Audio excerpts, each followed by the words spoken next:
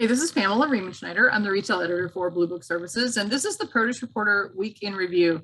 So, Greg, last week we skipped the inflation talk, but this week I don't think we can ignore it because there's a lot of new stuff coming out about not only inflation numbers, but how consumers are reacting. What's up? Firstly, we have a report that shows that what a lot of people in the food industry have been saying for a while is that inflation is significantly higher. What came out of that? Yeah, we got one that we ran toward the end of last week called Fetch Rewards, which of course we think of Mean Girls there, but Fetch is happening. I guess it's a consumer rewards app, but they showed that food inflation was up 13.9%, which is significantly higher than what the CPI is saying. I think 9.4 is what they had last. I mean, that's almost 50% higher. And we've been saying, both as people in the industry and what we're seeing from the professional side, but also as grocery shoppers, it is not 9.4% higher when you go to the grocery store. Everyone knows that. And so I think it really makes us question what we're seeing out of the Bureau of Labor Statistics and what they're using, because almost in every market in the United States, people are seeing much higher. And we keep seeing stories like this that show that is significantly higher. And that kind of gets us toward what we want to dig into more today, and that's the monthly IRI report from 210 Analytics. There was a lot of stuff in there that was not just what we get in a typical month. Right. I mean, Anna Marie puts together just a fantastic report with input from Joe Watson from the International Fresh Produce Association and Jonna Parker from IRI. And I think the inflation thing with her headline was that produce inflation is stabilizing a bit. And I have noticed that in my grocery shopping, is that fresh produce isn't 20% higher like the popsicles my kids prefer. A lot of the packaged goods that we're seeing are significantly higher. But when I go to the produce department, I'm not like getting that, wow, this is $4.54 instead of $3.99. What happened here? So some of the behaviors that they pulled out for this report, I think are really interesting.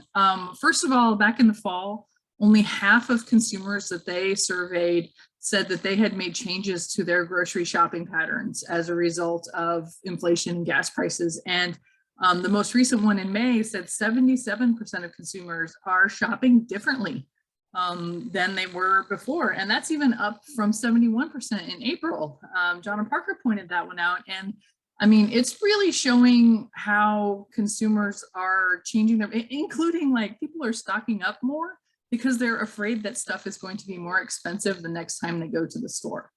So it's shifted from people worrying about stuff being run out, like going empty shelves. I'm not seeing as much of that. I mean, there's, you see about the baby formula situation, but we're really not seeing that in food at all.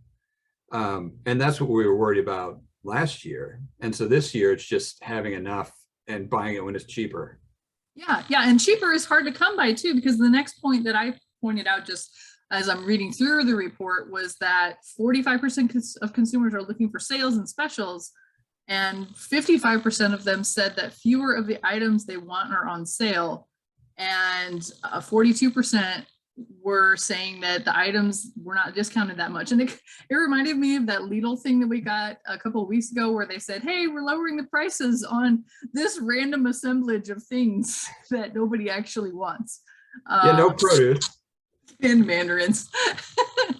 I mean, the canned mandarins was one of the few things that was actually on the list. That's a lot of people's guilty pleasure. Definitely not mine. I prefer the fresh ones.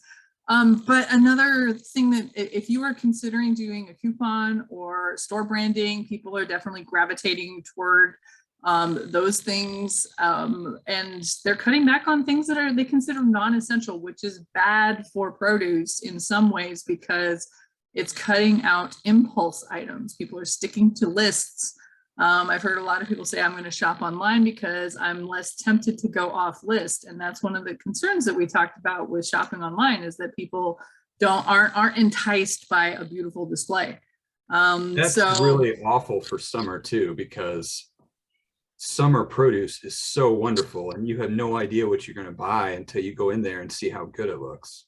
Right, right. I mean, I can't tell you how many times you walk into the store and realize, oh my gosh, mangoes look fantastic this week. Or HEB's been dropping coupons for things like Cosmic Crisp apples. So, I mean, this is my time of year. A produce person's time of year is definitely the summer, and to see that consumers are backing off on a lot of those stuff. Maybe I'll skip the chips or whatever that my kids are wanting, because those have gone up 20-30% in price, but I can get a coupon for Cosmic Crisp apple. Thanks, HEB. That's awesome. Yeah, the shopping is weird because it's hard to isolate. I've been trying to notice the last few trips and compare my bill and thinking about a year ago, and I know it's about 50% higher, but I'm in the store and I'm not seeing, I just don't see things that seem 50% more. I guess milk probably is 50% higher than a year ago. But I'm not feeling that at all in produce, and anything that's super high price, I'm just not getting. Yeah, I'm not. That's the thing, is that it's kind of just weird. Like, you feel like you walked into some kind of like brainwashed time warp thing, and you're like, I don't feel like, I mean, the closest stores to me are Costco and HEB.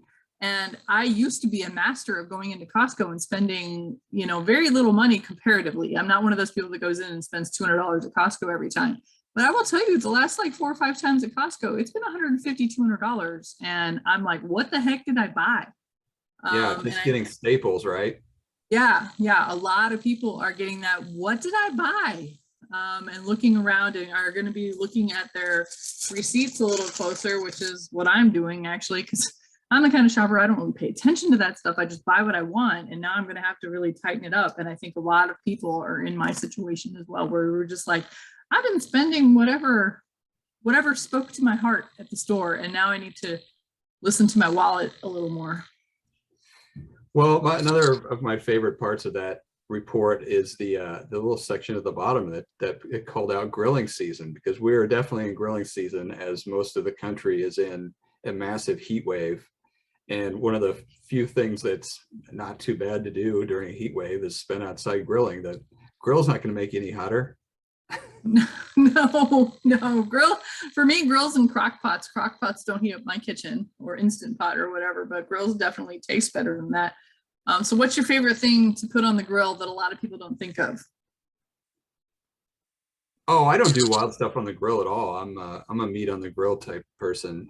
Some of the vegetables, I don't eat corn. And I like the concept of it, but I just can't eat it. But everyone likes way better the corn on the cob grilled. I see some things from our marketing pals about grilling fruits, and I've had no interest in that. Sorry. I'll You take know a what? fruit salad over grill marks on those things any day. I actually have grilled some of the funky stuff because, I love to try different things. But my grill actually hasn't been fired up in years because I'm not the griller in the family.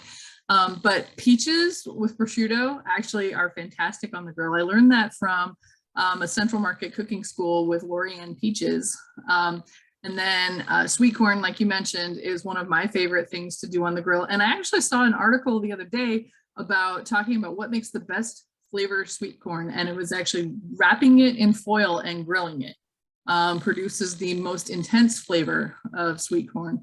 And then, of course, I love to grill things like leeks and green onions to go along with stuff, because it really makes the flavor even better.